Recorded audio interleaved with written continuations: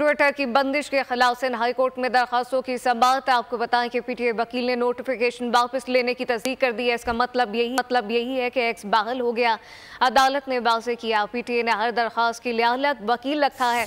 यह गलत है। एक वकील को आगाही दी गई, दूसरे को नहीं। इस मुतालिक तफसीलात क्या है, अब्दुल हसीब से जानते हैं। जी अब्दुल।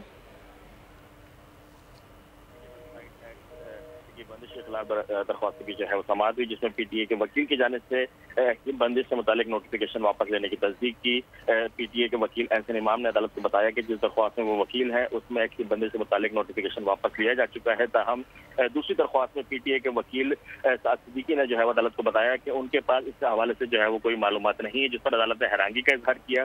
चीफ जस्टिस हाईकोर्ट ने रिमार्क दिया कि पीटीए ने हर दरख्वास्त के लिए अलग वकील रखा हुआ है। ये गलत है कि एक वकील को आगाही दी गई है, दूसरे को नहीं।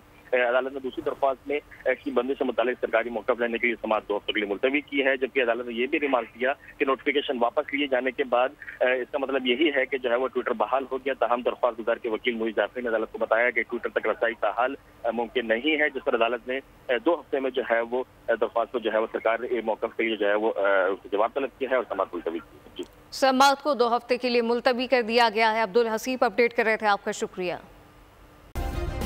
सब्सक्राइब करें और बेल दबाएं ताकि कोई खबर रह न जाए।